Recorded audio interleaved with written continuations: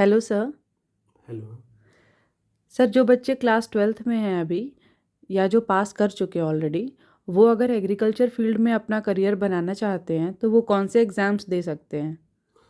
हाँ जी ma'am, twelfth के लिए जो इसेंशियल क्वालिफ़िकेशन चाहिए BSc के लिए, उसमें ट्वेल्थ में मैथ आपका अगर है तो कोई दिक्कत नहीं है। बायो वाले भी उसमें एलिजिबल हैं। उसके साथ जो एग्रीकल्चर से होते हैं ट्वेल्थ के स्टूडेंट, वो सर। भी उसके लिए एलिजिबल हैं। आप BSc AG के लिए आप फॉर्म भर सकते हैं यूपी कैटेट का।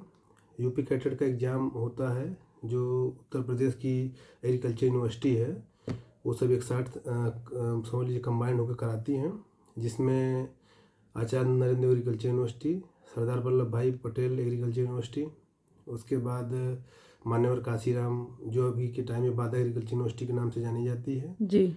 और उसके साथ जो है ये चंद्रशेखर आज़ाद एग्रीकल्चर यूनिवर्सिटी है। इसमें मैथ ग्रुप के, बायो ग्रुप के और एग्रीकल्चर ग्रुप के तीनों लड़के, तीनों विद्यार्थी, तीनों स्ट्रीम के जो पास आउट ट्वेल्थ हैं, तीनों लोग एलिजिबल हैं।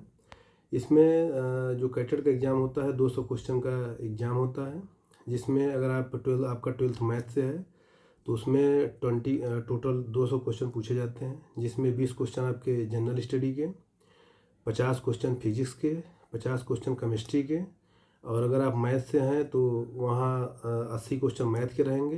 अगर आप बायो से हैं तो वहाँ 80 क्वेश्चन आपके जूलॉजी बॉटनी के रहेंगे।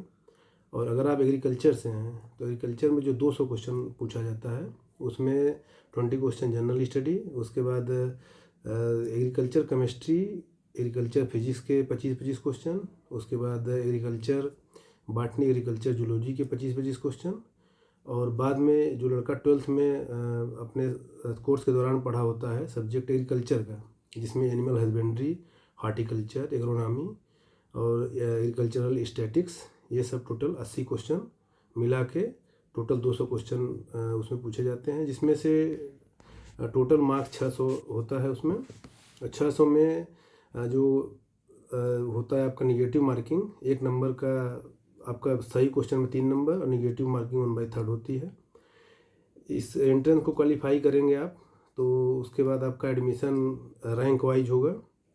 सबसे टॉप रैंकर्स जो अभी के टाइम में है वो CSA कानपुर लेते हैं, जो Chandrashekhar Azad university of agriculture and technology के नाम से जानी जाती है। सर। और उसके बाद सब ND लेते हैं।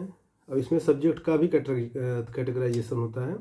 जैसे CSA का अगर कोई लड़का है, जैसे CSA लिया तो वहाँ भी BSc agriculture, BSc horticulture, BSc fisheries, ये सब सब्जेक्ट वहाँ पे ऐसे रहते हैं सब्जेक्ट वाइज। जो जैसे जिसकी टॉप रैंक है वो पहले एग्रीकल्चर ले लेगा CSA कानपुर में, जो कि चॉइस वाइज होती है, सब अपने मतलब ऐसे समझिए रैंक वाइज यूनिवर्सिटी को लेते हैं।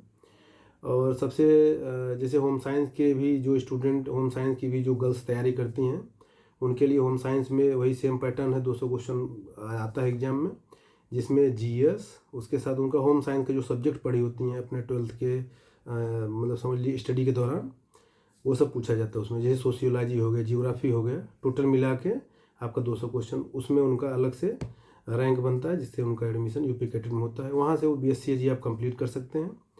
BSc AG कंप्लीट करने के बाद फर्दर आप जा सकते हैं MSc AG के लिए। Thank you ma'am. Thank you sir.